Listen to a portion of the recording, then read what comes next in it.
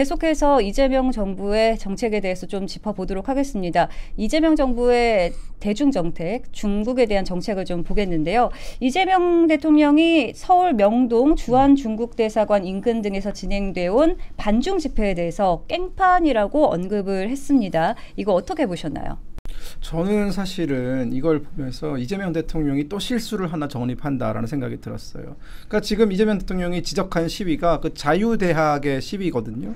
그러니까 지금 자유대학의 청년들이 나와가지고 윤석열 대통령 탄핵 이후에 주기적으로 집회를 하고 있습니다. 네. 물론 저도 그 시위 현장에 몇 번 가봤어요. 물론 시위를 한 건 아니지만 어떤 식으로 돌아가는지 궁금해서 몇 번 가봤는데.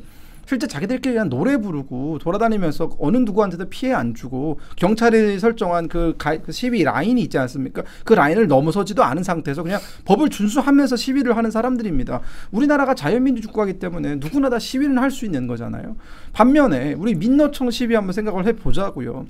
지금까지 민노총이 지금 해왔던 이른바 평화를 말한다는 혹은 평화 시위라고 주장했던 시위가 얼마나 과격했습니까? 한 번도 경찰이 거놓은 폴리스 라인을 지킨 적이 뭐 한 번이나 있습니까? 그런 사람들 맨날 뭐 시위 막 떼거지로 나와가지고 반미구어 외치고 뭐 미군 나가라라고 하고 뭐 입증되지도 않은 거짓말 막 하고 이럴 때에는 아무 말도 하지 않다가 젊은 대학생들이 나와서 정말 나라가 걱정돼서 이렇게 시위를 하는 것에 대해서는 깽판이다 뭐다라고 하면서 우리 편의 시위는 되고 남의 편의 시위는 절대 안 된다라고 하는 것 자체가 독재의 발상이고요. 저는 이런 시위 지금 사실 이 자유대학의 시위라는 건 단지 우리나라 사람들만 주목하고 있는 게 아닙니다. 전 세계가 다 주목을 하고 있는 것이고 미국에서도 지금 들여다보고 있는 문제거든요. 왜냐하면 이 자유대학이 벌이고 있는 시위가 저는 이런 게 연상돼요. 홍콩에서 2014년에 우산혁명이 일어났을 때 결국은 홍콩이 중국화되는 걸 막기 위해서 대학생들의 거리로 몰려 나왔던 게 2014년에 우산혁명이었어요. 그 사람들이 노란 우산을 쓰고 다녔기 때문에 이제 그들의 어떤 시위에 우산혁명이라는 말이 붙었거든요. 그러다가 그게 2019년에 홍콩에서 잡힌 예를 들어서 뭐 그 범죄를 중국으로 인도하는 범죄인 인도 조약을 홍콩이 맺겠다라고 했다가 그게 이제 폭발점이 돼가지고 그러면 반중 정책 혹은 이제 반중 활동을 하는 사람들도 홍콩 정부가 붙잡아다 중국으로 넘길 수 있는 법안이 통과되는 거기 때문에 굉장히 크게 반발하면서 그게 이제 대규모적인 시위로 확산됐었거든요. 저는 그게 지금 연상된다고 봐요. 그러니까 뭐 여기 뭐 혐중구어 나온다, 뭐 반중구어 나온다라고 하는데 이 친구들의 얘기를 들어보면 대부분 다 타당한 얘기입니다. 우리가 지금 중국인들 뭐 제주도에 들어가가지고 해군기지 촬영하고 가죠, 국정원 촬영하고 가죠. 이런 거 하나도 못 잡잖아요. 이런 거 하나도 못 잡고 있고 중국에서 뭐 우리 한복 빼앗는다, 한복도 자기네 거다, 뭐 아리랭도 자기네 거다, 뭐 고구려는 자기네 역사 이런 도묵공정 정말 심하게 이루어지고 있는데 우리가 지금까지 대응을 잘 못했단 말이에요. 여기에다가. 그러니까 청년들이 나서서 이제라도 우리는 중국에게 아무것도 빼앗기지 않겠다라는 그런 절박한 마음으로 나오는 건데 그거를 대통령이 나서가지고 대통령이 할 말도 아니에요. 사실은 이거는 어디 뭐 경찰서장이나 뭐 경찰국장 정도가 나와가지고 시위가 과격하다라고 얘기했으면 뭐 넘어갈 수 있는 일인데 대통령이 나와가지고 그 시위는 뭐 혐중 시위다, 뭐 깽판 시위다 이래버리면 안 되는 거죠. 그 깽판이라는 말 참 어이가 없어요. 왜냐하면 지금 당대표인 정청래 당대표가 옛날에 어땠습니까? 미국 대사관 관저에 가서 방화를 한 혐의로, 방화 미수죠. 네. 혐의로 유죄를 받았었습니다. 그리고 김미서 전 총리도 학생운동할 때 반미운동을 해가지고 또 처벌받은 적이 있었어요. 그러면 그 사람들 뭡니까? 그것도 표현의 자유라고 인정을 하면서 물리력을 행사한 걸 다 용서해줘야 됩니까? 지금 이렇게 평화롭게 경찰이 얘기하고 있는 어떤 가이드라인을 준수하면서 외치고 있는 구호에 대해서 깽판이라고 얘기한다 그러면 지금 정청래 당대표라든가 김민석 국무총리 이 사람들은 깽판의 수괴다 이렇게 볼 수 있는 거죠. 그래서 자기 진영인들이 이제 어떤 목소리를 내는 것에 대해서는 합리적이고 당당한 거고 자기 진영이 아닌 반대 진영에서 목소리를 내는 것은 저거는 깽판이라고 얘기한 것은 전혀 내로남불인 거고요. 그렇기 때문에 오히려 더 국민들이 정말로 이 위선적인 행태에 대해서 더 심판하게 될 것이다. 저는 그래 봅니다. 네, 사실 지난 8월 중국 대사관 인근에서 중국 대사 얼굴 현수막을 찍은 윤 지지단체를 입건하기도 했습니다. 그런데 집회에서 또 미국 대통령 사진을 찍고 미국 국기를 훼손하는 시민단체에 대한 조치는 들어본 적이 없는 것 같아요. 이건 어떻게 보십니까? 그렇죠. 그러니까 이게 전형적인 내로남불인 거죠. 민노총이라든가 과거에 민노총뿐만이 아니라 종북 이 주사파 단체들이 뭐 기회만 되면 나와가지고 시위하고 막 뭐 성적이 찢고 막 그러지 않았습니까? 근데 그런 건 사실 미국은 한 번도 그런 시위를 못하게 하라라고 얘기한 적이 없어요. 왜냐하면 어쨌든 그것도 표현의 자유이기 때문에 법이 설정한 그 허용 범위 안에서는 할 수 있는 거거든요. 아니 뭐 우리 대통령도 마음대로 욕하는 나라 아닙니까? 그런데 지금 이 반중 시위에 대해서 정부가 제재를 하겠다라고 얘기한 시점이 굉장히 오묘해요. 그 싱하이밍 전 주중 대사가 이거 왜 반중 협중 시위 냅두냐, 이거 그대로 냅두면 안 된다, 한국 정부 대처해라라고 얘기하니까 그때부터 부랴부랴 하고 있는 거거든요. 옛날에 우리가 대북전단 날릴 때도요, 대북전단 한 20년 30년 날렸습니다. 그러다가 갑자기 2020년에 김여정이 한국 정부는 대북전단 날리는 거 이거 가만두느냐, 이게 남북관계를 해치는 일이다라고 얘기하자마자 그 다음 주에 대북전단 금지법을 만들어요. 그래서 우리가 뭐라고 불렀습니까? 김여정 하명법이라고 불렀어요. 대북전단 금지법을. 마찬가지로 지금 싱하이밍 찬양법 하라는 거예요. 그러니까 이게 반중 시위 하지 말라는 건 결국은 중국의 말을 그대로 듣겠다라는 것이거든요. 중국이 우리 국민의 시위에 대해서 이래라 저래라 할 권리가 없을 뿐더러 그렇게 얘기했으면 우리 정부가 나서서 국내의 일이다, 내정 간섭하지 말아라 라고 얘기해도 시원치 않을 판에 알겠습니다, 바로 조치하겠습니다 라고 지금 우리 시위대한테 깽판 시위하지 마라 라고 지금 뭐 이렇게 협박을 하는 거, 저는 이거는 정말 정상적인 정부가 할 일은 아니다라는 생각이 들고요. 더 나아가서 소신 발언 하나만 하자면, 저는 지금 중국이 전 세계적으로 특히나 민주주의 국가들을 무너뜨리기 위해서 하고 있는 행위들을 봤을 때에는 중국은 욕먹어 싸다는 생각이 들어요. 여러분 지금 네팔에서 난리 난 거 아시죠? 네팔 그 독재 정부입니다. 공산 독재 정부고 중국이 세운 어떻게 보면 거의 뭐 친중 정부예요. 그 친중 정부가 결국은 국민들의 알 권리를 제한하고 SNS 통제하고 정부를 비판하는 글들 못 올리게 하고 이러다가 지금 청년들이 들고 일어나가지고 지금 국무위원들 다 얻어맞고 있는 거잖아요. 네팔뿐만 아니라 미얀마도 똑같은 거고요. 지금 전 세계적으로 중국이 세웠던 친중 정부들에 대항하는 청년들의 움직임은 막을 수 없는 시대적 흐름이 됐습니다. 우리나라도 그 차례가 된 거예요. 지금 이재명 정부 뭐 최근에 미국이나 일본 가서 뭐 친미하고 친일 발언 몇 번 했다고 해서 그 사람의 정체성이 한 번에 바뀌는 게 아니거든요. 그 사람 어차피 CLC의 대통령 아닙니까? 저는 그렇기 때문에 지금 이렇게 청년들이 중국에게 나라가 넘어가는 것, 그리고 중국이 우리나라의 내정 간섭에 지나치게 들어오는 것, 이런 것들을 막기 위해서 정당한 목소리를 내고 있는 것은 오히려 우리가 칭찬해 줄 일이다라고 좀 정리하겠습니다. 네팔 정부가 그걸 했다 그러더라고요. 그 SNS 못하게 하고 유튜브 못하게 하고 뭐 이런 것들 26개 SNS를 동시에 금지시켰습니다. 동시에 계정을 딱 막아가지고 다 못하게 막았다 그러더라고요. 거기서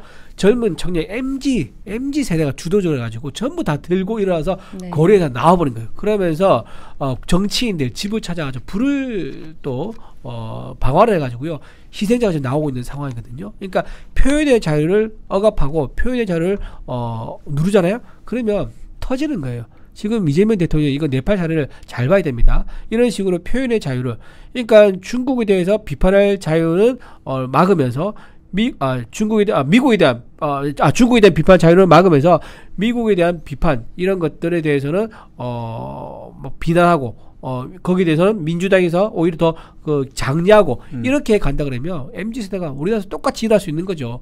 특히 우리나라 MZ 세대가 얼마나 또 발빠릅니까? 세계에서 가장 활동력이 강하고 의사표현 전달력이 그리고 공유도 가장 신속하게 하는 그런 민족이 우리나라 MZ 세대거든요.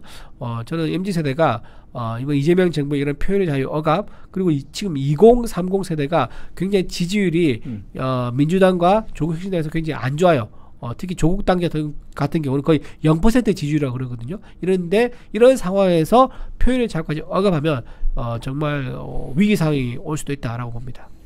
한마디만 더 드리면은 2018년, 2019년 남북관계가 좋았을 때 문재인 정부 때 뭐 했습니까? 백두칭송위원회라는 거 만들어가지고 김정은 환영 플랜카드가 광화문에 붙었어요. 지금 지구상에서 가장 악독한 자기 배달한 형도 독사라고 자기 고모부도 총살하는 그런 희대의 독재자를 칭송하고 찬양하는 문구는 버젓이 광화문에 붙일 수 있으면서 우리가 독재자를 비판하고 독재국가에 대해서 경계심을 가져야 된다라는 구호에 대해서는 탄압한다? 이거 완전 거꾸로 뒤집힌 거죠, 사실은. 네, 사실 전승절 행사 때도 보셨듯이 북중러가 같이 이제 신냉전 체제를 이루는 거 아니냐, 이런 상황에서 우리나라는 좀 어떻게 나아가야 될 것이라고 보십니까? 저는 뭐 답은 정해져 있다고 봐요. 이거는 사실은 좌고 우면의 뭐 그런 일이 아니다. 이미 북중로는 한국을 완벽하게 배제한 채 본인들의 권위주의 블록을 단단하게 다졌습니다. 지금 보시면 그 26개국 중에 제가 저번 방송에서도 말씀을 드렸지만 10개국 이상이 10년 동안 그 지도자가 바뀌지 않은 나라들이에요. 무슨 말입니까 이게? 독재 국가들의 지도자들이 모였다라는 거. 여기에 3명, 북한, 중국, 러시아 다 지금 장기 독재를 이어오고 있는 굉장히 이 세계 평화를 위협하고 있는 위험 국가들이란 말이에요. 이 나라들과 우리가 뭘 할 수 있겠습니까?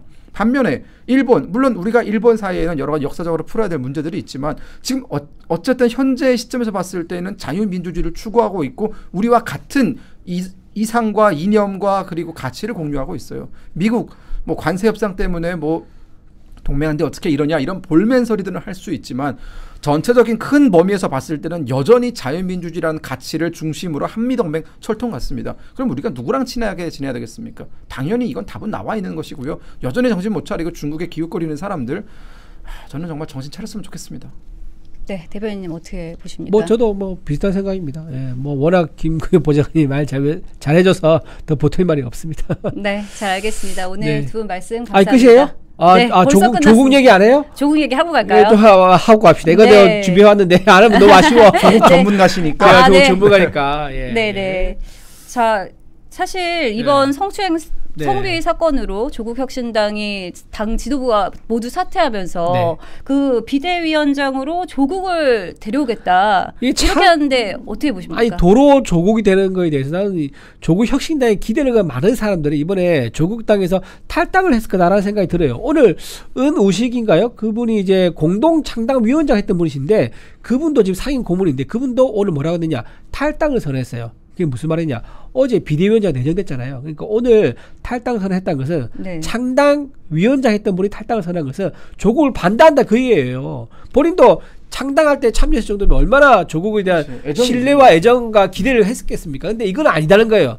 성비위 사건이 터지면은 당 대표가 나서가지고 본인이 잘 정상적으로 수습을 하고 당당한 모습 보여줘야 되죠. 근데 어떻게 굉장히 정치적인 사안으로 이걸 만들어버리면서 눌러버린 거예요. 그러면서 김보엽 수석 대변인 그다음에 신우석인가요? 신우석 사무부총장 이 두 사람의 사건을 조직적으로 덮으려다가 그게 잘 안 된 거 아니에요. 그러니까 비판이 부니까는 당 이제 사무처와 지도부가 일괄 사퇴하는 그런 메시지를 했어요. 그런데 다시 조국이 돌아온다고요? 그게 무슨 말입니까? 이 일괄 사퇴한 이 사람이 조국 대표가 당 대표 비대위원장 하고 있으면 다시 슬그머니 돌아올 수 있다. 이 신호란 말이에요. 네. 그러니까 이제 은우석 이제 은우근이죠. 은우근 이제 이런 이제 상임 고문이 탈당까지 할 정도가 되지 않았느냐라면서 굉장히 조국 혁신당이 1인 1극 체제를 만들어가면서 위험을 자처하고 있다. 그리고 또 하나 자정 능력이 없다는 것을 이번에 확실하게 보여줬다라고 생각합니다. 지금 이 성비위 사건에 대해서 어떻게 갈렸냐면 6대6으로 갈렸다 그러더라고요. 그러니까 이걸 덮고 가자는 파, 이걸 제대로 우리가 진단해서 조처하자는 파 이렇게 갈렸는데 그걸 덮고 가자는 파가 인원이 훨씬 더 많았었어요. 의원도 한 6명 정도가 덮고 가자 했고 그다음에 당직자 사무처가 있지 않습니까? 그 사람들이 주로 어디서 있던 사람들이냐? 문재인 그 청와대 그 시절에 청와대에서 민정수석실에서 같이 일했던 사람들이거든요. 그러니까 그 사람들 주축이 돼가지고 의원 6명 정도와 당 사무처에 있는 문파 세력들이 이거를 돕고 가자. 왜? 여기서 신우석 사무부총장 있지 않습니까? 이 사람이 굉장히 큰 역할을 하고 있다고 봅니다. 왜냐면 뭐냐? 묵비권을 행사했어요. 이분이 지금 문재인 전 대통령이 직접 내몰지 있지 않습니까? 그 관련된 조사를 받았는데 이 사람이 묵비권을 행사해요. 자, 그 사건은 뭐라고 관계있죠? 문다혜 태국 관련된 사건과 관련있죠? 근데 그게 또 누구랑 관련있습니까? 그 당시에 민정수석이었던 조과도 관련있는 거예요. 그러니까 그 당시에 신우석 사무부총장이 민정수석에서 행정을 했거든요. 이 행정을 모든 걸 다 알고 있는 거예요. 조국 전 대표가 지시했느냐, 그리고 조국한테 어떻게 보고를 했느냐, 당시에 문재인 대통령이 이걸 알고 있느냐, 문재인 대통령이 어떻게 지시했느냐. 그러니까 문다에 관련된 모든 의혹, 사위라든가 태국 이주라든가 또는 급여라든가 관목권이라든가 이런 거 다 알고 있던 신우석 당시 행정관이 불려가서 입을 다물어버린 그 대가로 조국 혁신당의 사무부총장을 줬단 말이에요. 근데 이 사람이 성비위를 저지르니까 야 이거를 정상적으로 처리하면은 신우석 얘가 이제 마음을 바꿔가지고 입을 열지도 모르나 그런 불안감 때문에 조직적으로 다 덮어버렸던 이 사건의 핵심이 바로 그거란 말이에요. 전부 다 조국과 문재인을 보호하기 위한, 그래서 성 피해자를 2차 가해하면서 너 하나 때문에 수십 명이 힘들다라면서 2차 가해를 했던 그 조직적인 범죄가 있기 때문에 조국 전 대표가 돌아온 것은 피해 입장에서는 말이 되지 않는 상황인 거죠. 근데 지금 돌아왔지 않습니까? 그러니까 그래서 지금 조국 혁신당에서 탈당하는 러시가 일어나고 있는 거고요.